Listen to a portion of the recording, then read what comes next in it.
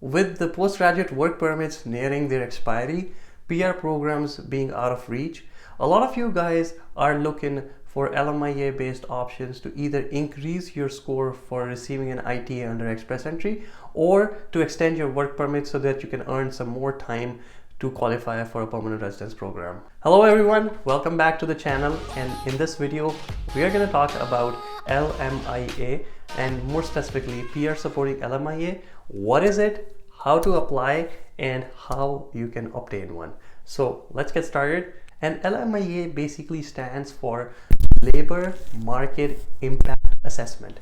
This basic document suggests that an employer in Canada tried to hire Canadian citizens and permanent residents for a job posting, for a job position. However, they weren't able to find any, and hence the Canadian government gives them the permission to hire a foreign worker, and they say that hiring of that foreign worker will not negatively impact Canada's labor market, and it will bring positive impact on Canada's labor market. Now, with PGWPs almost nearing their expiry, an LMIA can be used to either bump up your score so that you receive an invite under express entry, or to obtain an extended closed work permit and to renew your permit.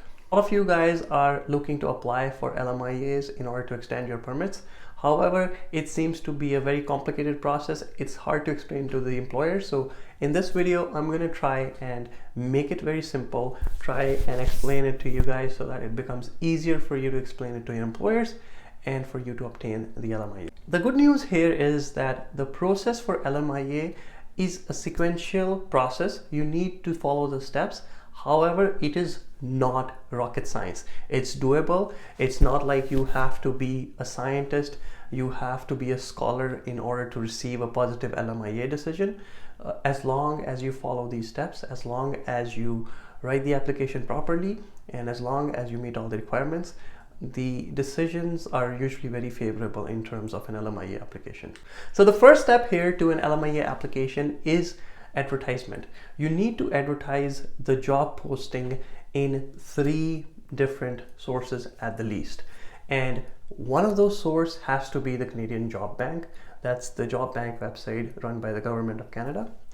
Other 2 sources have to be national sources, which basically for most part target a specific underrepresented minority or disabled people, those kinds of groups. So for example, a website could be Newcomers Jobs Center or Aboriginal Job Center. There are other websites that you can also use. Writing the correct advertisement is a very important part of the LMIA application.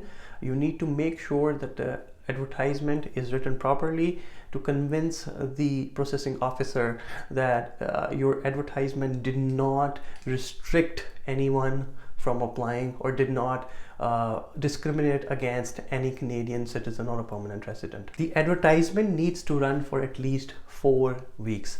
Once that 4-week period is over, then you go on to the next step. The next step after the advertisement period is over is to make the submission for the LMIA application to ESDC.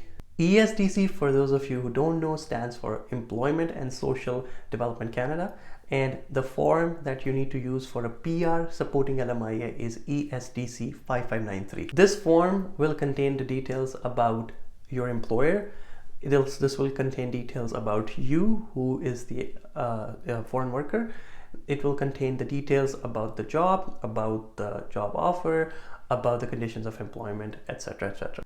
Apart from the proof of advertisement and this form, another component of the application is to prove the business legitimacy of your employer. So your employer needs to provide documents to showcase that, first of all, that the business is a legitimate business, has been running, and is a legitimate business and not just a setup for obtaining this LMIA approval.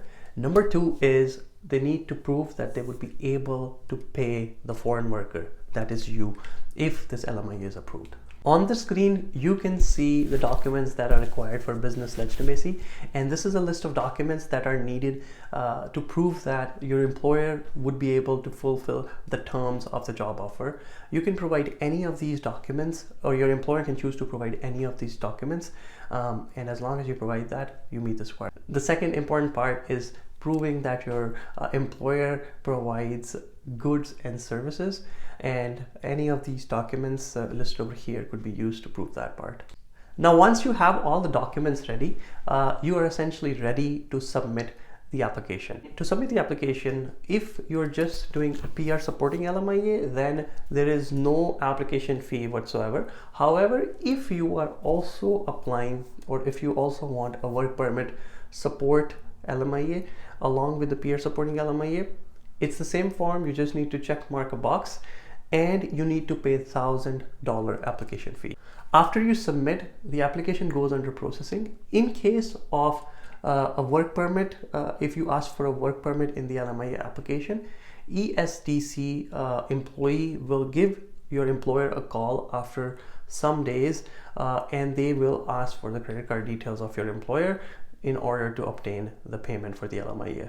Following that, the next thing that will happen is ESDC officer will call your employer and do a mini interview. In this interview, it's pretty straightforward. It's not very hard. Essentially, the officer is going to ask a few questions about the job posting, about the position, and most of these questions are from the information that's already mentioned in the application. Once all of these steps are done, that's it. ESDC will give you a decision, and hopefully it will be a positive decision for all of you, and you can go ahead and claim 50 points. And if in case it's a work permit supported LMIA as well, you can go ahead and apply for a closed work permit. So to summarize, number one is advertise your job posting in 3 different sources for at least 4 weeks. Prepare the application forms, business legitimacy documents, as well as other job offer related documents. Number 3 is make the submission to ESDC.